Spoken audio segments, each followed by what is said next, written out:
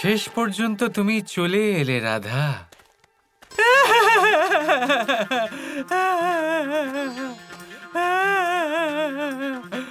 এটা কিরকম অন্যায় হয় আমার সাথে প্রভু? এসব কি হচ্ছে? আমি আমার গুরুর জন্য মূর্তি বানালাম, তার পুজো করলাম, কিন্তু গুরু দক্ষিণা তো আমি দিতেই পারবো না। এ কেমন অঘটন ঘটলো আমার জীবনে। এই গুরু পূর্ণিমার দিনে আমার সংকল্প ব্যর্থ হলো। কি করব আমি?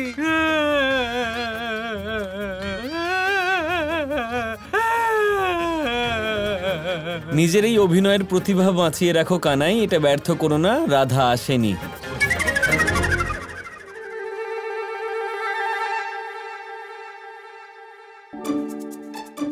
আপনাকে একটা কাজ দিয়েছিলাম, কটা দিয়েছিলাম? একটা, তাও আপনি করতে পারলেন না দাদা।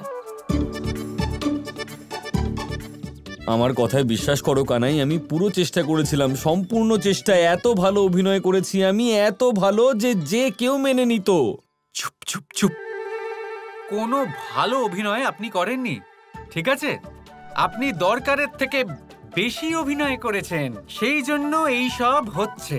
ঠিক আছে, আমি মানছি এসব হয়েছে হয়তো, কিন্তু এবারে কি করব? এখন তো রাধা আসবে না। রাধা তো এখানে আসেনি, কিন্তু আসবেও নিশ্চয়ই। না, রাধা আজকে আর আসবে না। হয়তো আমি রাধাকে একটু বেশি ভালো চিনি। এখনো আমার উপরে রেগে আছে, তাই আসবে না, কিন্তু ভাবছে সে আমারই ব্যাপারে।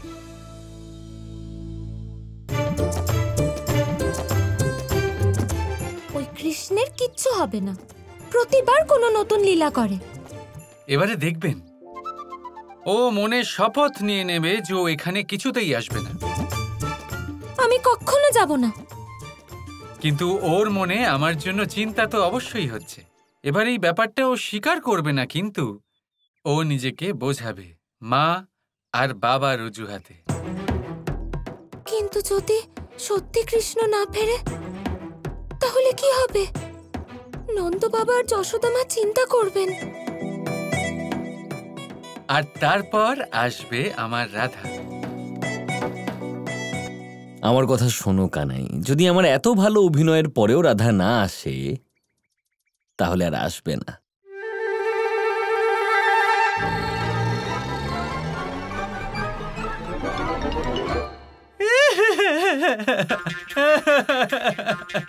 হে নারায়ণ, আমার সাথে কি হচ্ছে?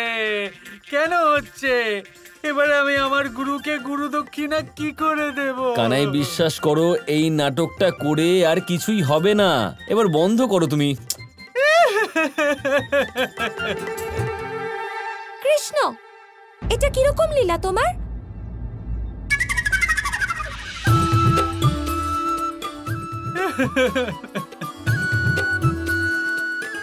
কি হচ্ছে এইসব?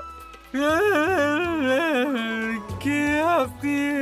এত কেঁদেছি, কিচ্ছু দেখতে পাচ্ছি না। কে ওখানে?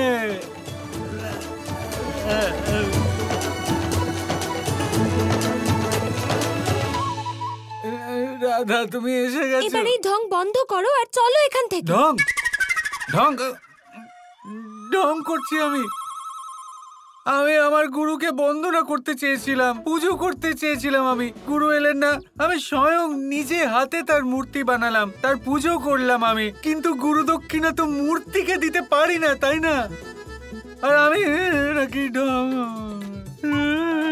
দেখো দাদা, তুমি আমাকে গুরু পুজো সম্পন্ন করতে দেবে না, আমাকে পাপের ভাগীদার করবে তুমি, এমন করবে তুমি?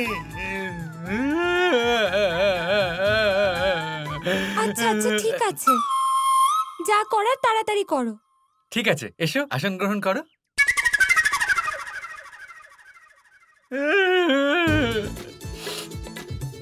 তুমি খুব ভালো রাধা। এসো গুরুদেব, আসুন, আসন গ্রহণ করুন।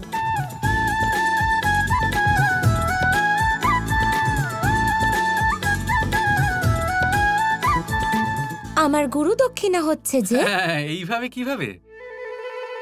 সাক্ষাৎ গুরুদেব আমার সামনে এসেছেন, তাই ওনাকে এই ফল নৈবেদ্য দিতে হবে, ওনার চরণে অর্পণ করতে হবে। তারপরেই তো গুরু দক্ষিণার কথা আসে, তাই না রাধা? হে নারায়ণ, কৃষ্ণের কিচ্ছু হবে না। আচ্ছা আচ্ছা, ঠিক আছে, যা করার তাড়াতাড়ি করো। আর হ্যাঁ, একটা নিবেদন তোমাকে, যে কিচ্ছু বলো না, কারণ তুমি বলতে শুরু করলে তা শেষ হয় না।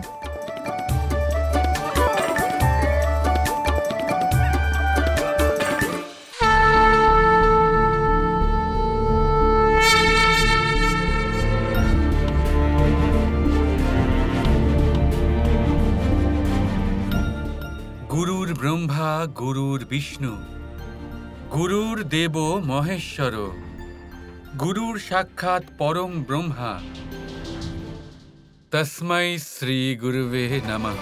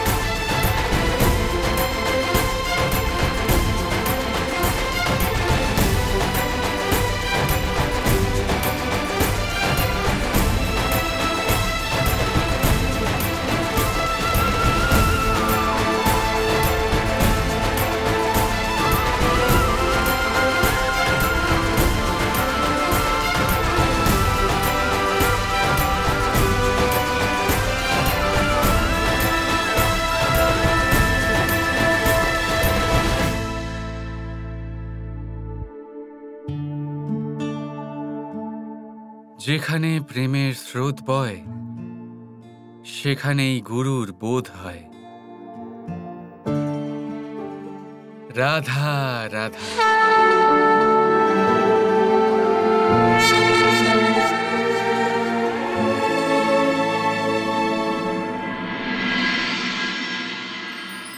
কতবার এমন হয়, আপনি কোনো কাজ করার জন্য কাউকে দায়িত্ব দেন, কিন্তু সেই ব্যক্তি সেই কাজ সম্পন্ন করতে পারে না, অসম্পূর্ণ রেখে দেয়, অথবা ঠিকভাবে করতে পারে না। এবার এই পরিস্থিতিতে কি হয়? আপনি ক্রুদ্ধ হয়ে যান, তার উপরে আপনি রেগে যান, তাকে তিরস্কার করেন, আর তারপরে সেই কাজ সম্পন্ন করতে আপনি নিজেকেই নিযুক্ত করেন, আর শেষ পর্যন্ত সেই কাজ সম্পন্ন হয়েই যায়। এবার এই বিষয়ে সমস্যা সেই ব্যক্তির চেষ্টায় নয়, সমস্যা আপনি যে সেই ব্যক্তিকে ভরসা করলেন তার ছিল। আমরা অন্যের প্রতি ভরসা করাকে প্রথম পদক্ষেপ বানিয়ে নিই, আর নিজের উপরে বিশ্বাসকে শেষ সম্বল। কিন্তু তার বদলে এটাই হওয়া উচিত যে নিজের উপরে ভরসাকে আমরা প্রথম পদক্ষেপ বানাই, তাকে নিজের সহায় মানতে হবে। যদি আপনি এমন করেন তাহলে পরিণাম আরো সুখকর, আরো আনন্দদায়ক হবে। তাই মনে রাখবেন, এই সংসারে আপনার সবথেকে বড় ভরসা আর কেউ নেই। এই সংসারে আপনার সবথেকে বড় রক্ষাকর্তা আর কেউ নেই, বরং আপনি নিজেই। রাধা রাধা।